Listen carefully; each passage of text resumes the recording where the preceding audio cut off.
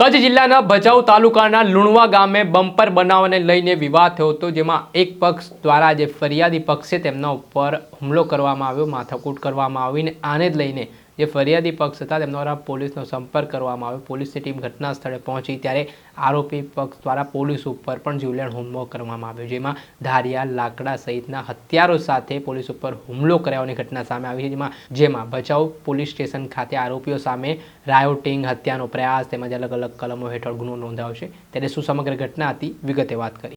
શું તમે અમદાવાદમાં ઘર લેવાનું વિચારી રહ્યા છો, ઘર શોધી રહ્યા છો, તો પછી ચિંતા મૂકી દો। શું કામ ચિંતા કરવાની જરૂરિયાત છે? કેમ કે અમદાવાદના પાલડી વિસ્તાર ખાતે સ્થિત ન્યૂ શારદા મંદિર રોડ પર આનંદ શિવ નામના એપાર્ટમેન્ટમાં એક ફ્લેટ વેચવાનું છે।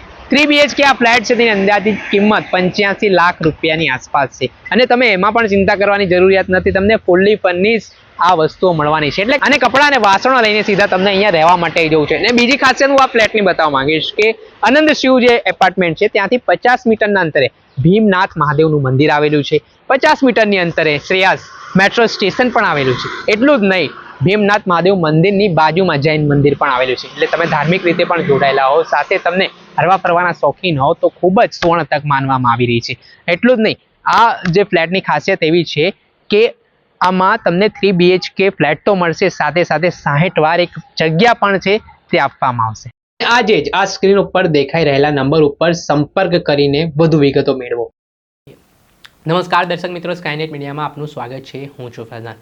અવારનવાર ગુજરાતમાં પોલીસ ઉપર હુમલાના બનાવો સામે આવી રહ્યા છે, જેમાં કાયદા અને વ્યવસ્થાની સ્થિતિ સામે સવાલ ઉઠી રહ્યા છે। કેમ કે હવે સવાલો એ ઉઠી રહ્યા છે કે ગુનેગારોને, આરોપીઓને પોલીસનો ડર રહ્યો જ નથી, તેવી રીતે તેઓ પોલીસને પણ જાહેરમાં હવે હુમલાઓ કરતા જોવા મળી રહ્યા છે।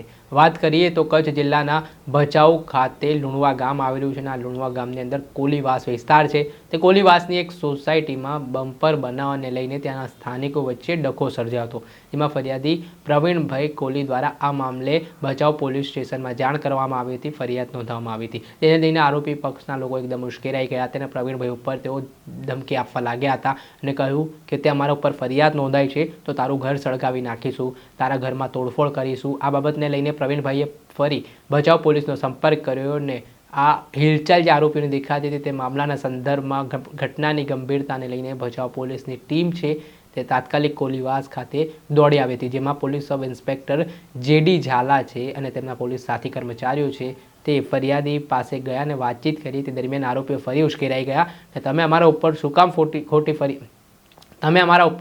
ખોટી ફરિયાદો કરો છો, તેમ કહીને અચાનક જ આ 90થી વધુ ટોળા દ્વારા પોલીસ ઉપર પથ્થર, ધારિયા, લાકડા સહિતના હથિયારો વડે હુમલો કરવાની શરૂઆત કરી। જોકે આમ જેમ તેમ PSI DJ ઝાલા છે તે પોતાનો જીવ બચાવીને ત્યાંથી નીકળ્યા, ત્યારે આ ઘટનાના સંદર્ભમાં પોલીસ ઉપર જે હુમલાનો બનાવ સામે આવ્યો તેમાં 22 લોકો સામે નામજોગ અને 70થી વધુ ટોળા સામે હાલ ભચાઉ પોલીસ સ્ટેશન ખાતે હત્યાના પ્રયાસની, રાયોટિંગ તેમજ અલગ અલગ કલમો હેઠળ ગુનો નોંધવામાં આવી છે અને આરોપીઓને પકડવા અને તેમની શાન ઠેકાણા લાવવા માટે પણ પોલીસે તપાસના ચક્ર ગતિમાન કર્યા છે। દર્શક મિત્રો, સ્કાયનેટ મીડિયાને આપ લાઇક કરી લો, સબસ્ક્રાઇબ કરી લો અને શેર કરવાનું ભૂલતા નહીં।